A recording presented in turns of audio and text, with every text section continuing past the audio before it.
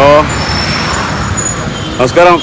അപ്പോൾ കുറച്ച് ഫ്രണ്ട്സൊക്കെ ഇങ്ങനെ സ്ഥിരമായിട്ട് ചോദിക്കുന്നുണ്ടായിരുന്നു, ഡൽഹിയിലെത്തിനെന്താ യാത്രകളൊക്കെ അവസാനിപ്പിച്ചോ, ഡൽഹി സ്റ്റോറീസ് ഒന്നും വന്നു കണ്ടില്ലല്ലോ എന്നൊക്കെ. അപ്പോൾ യാത്ര അവസാനിപ്പിച്ചതല്ല, നല്ല ചൂടായിരുന്നു ഡൽഹിയിൽ. ഏകദേശം ഒരു 45 ഡിഗ്രിയുടെ മുകളിലേക്കുള്ള കളിയായിരുന്നു.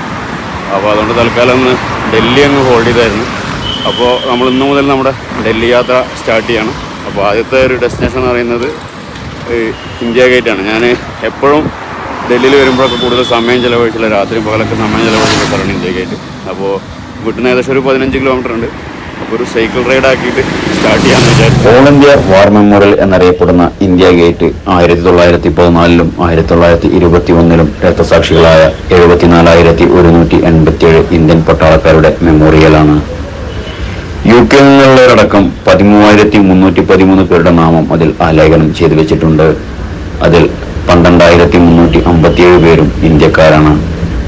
പുരാതന റോമൻ രീതിയിൽ നിർമ്മിച്ച ഇത് ഡിസൈൻ ചെയ്തിരിക്കുന്നത് സർ എഡ്വിൻ ലിറ്റിലാണ്.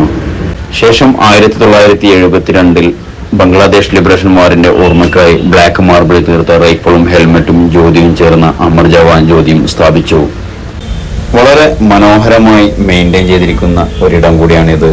സുഹൃത്തുക്കളോടും കുടുംബത്തോടുമൊപ്പം സമയം ചെലവഴിക്കാൻ ഉതകുന്നൊരിടം.